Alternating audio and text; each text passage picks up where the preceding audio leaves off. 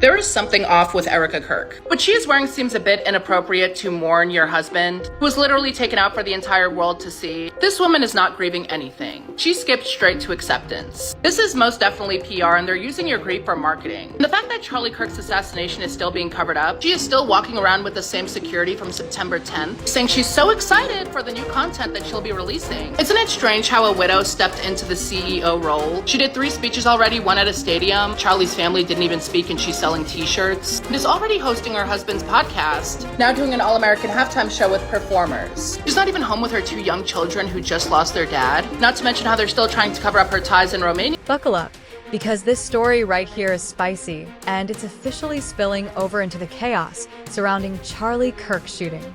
And let me tell you, Joe just jumped right into the fire. According to him, something about the way the feds handled the investigation just doesn't add up. And he's not pulling any punches with what he's saying. Now here's where things really start to heat up. Joe isn't just calling out the government.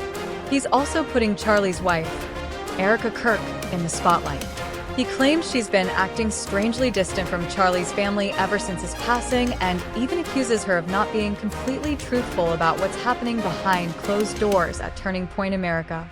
Joe also made some bold claims connecting Charlie's passing to bigger political moves happening around the same time. So, let's break this all down. The investigation into Charlie's shooting has completely divided the internet.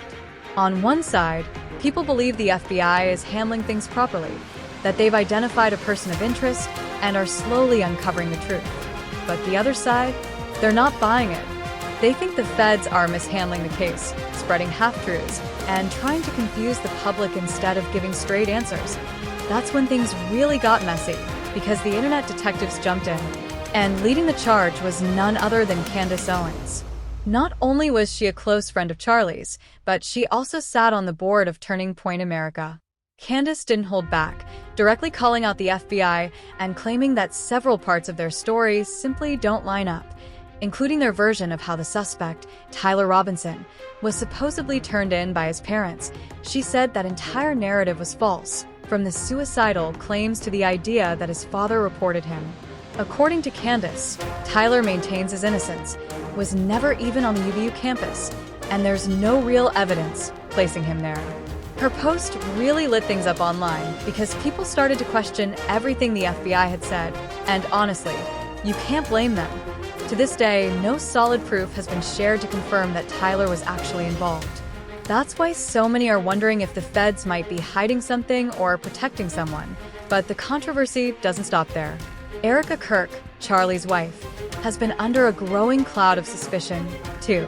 The internet's been buzzing with theories ever since her first public appearance after Charlie's death. Instead of sounding like a grieving widow, people said her speech felt off. More calculated than emotional, like she was sending a message rather than mourning her husband. If you thought that my husband's mission was powerful before,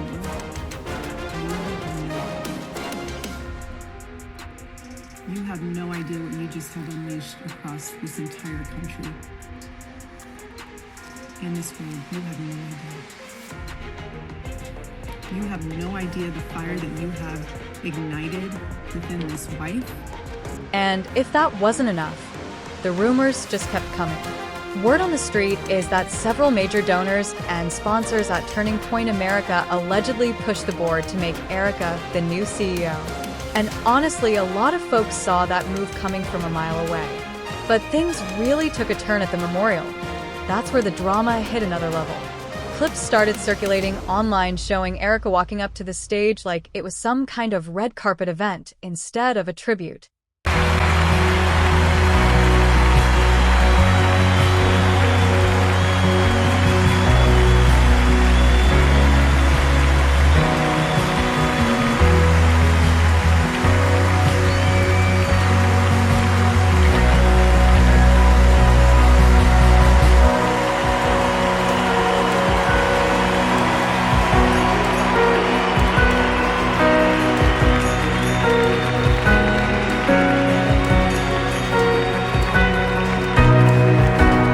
And then came that eyebrow-raising moment, the hug with President Trump that had the internet collectively asking, hold up, what was that about?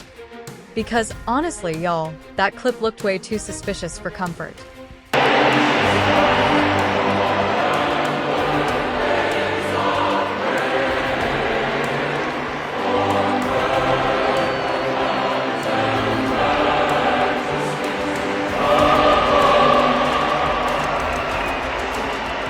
Even a body language expert couldn't help but point out that Trump and Erika seemed a little too comfortable up there on stage, even suggesting this might not have been their first hug.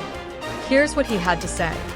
After they greet each other with this professional kind of kiss, she completely melts into him. It's not just with the arms that go around him, her head also just melts into his shoulder. And if you notice, his behavior shifts as well, because at first when she hugs him, he kind of taps her on the arm like this, but then as he notices she's not letting go, he grips on tight to her as well. So we've gone from professional to friendly and comforting.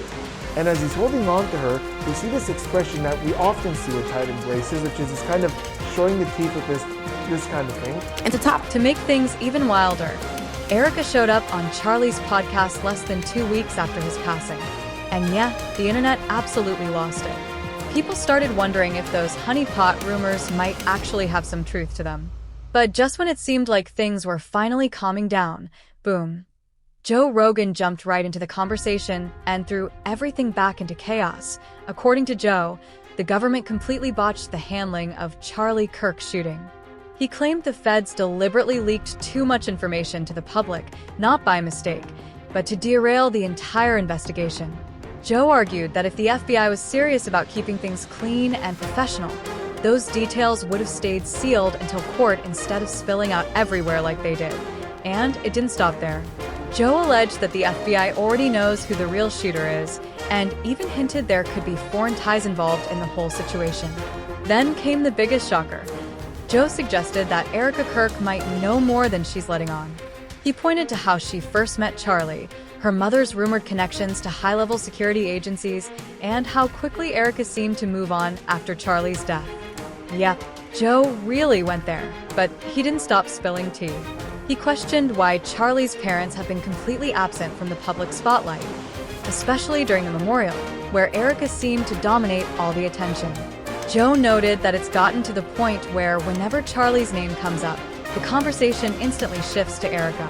And to top it all off, he found it downright strange that when President Trump awarded Charlie the Presidential Medal of Freedom, Erika stood front and center, while Charlie's own parents, who were reportedly in attendance, weren't even invited on stage. Today, as we honor Charlie with this incredible Presidential Medal of Freedom on his birthday,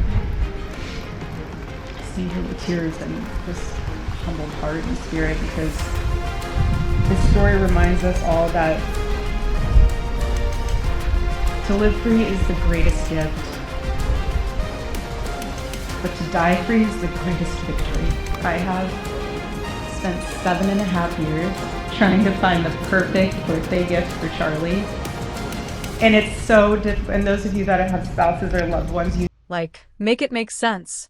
Honestly, I kind of get where Joe Rogan's coming from on this one. Because let's be real, Erika has somehow managed to pull all the media's spotlight toward herself, while Charlie's family has been quietly grieving in the background. But Joe didn't stop there. Nope.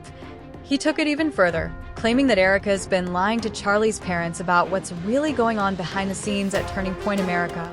According to Joe, there's allegedly some shady stuff happening. Things involving finances, major donors, and even efforts to bring back the pro-Israel agenda that Charlie reportedly wanted to distance the organization from before his passing. Joe also claimed that Charlie's parents just want Turning Point to honor their son's original vision, keeping it authentic to his values and steering clear of political manipulation. But from what Joe's suggesting, Erika seems to be leading the organization in the complete opposite direction. He even alleged that this shift is exactly why she was so quickly and unanimously voted in as the new CEO. And get this, Joe connected the timing of Charlie's shooting to the rumored sale of TikTok to billionaire Larry Ellison, pointing out the overlap and calling it more than just a coincidence.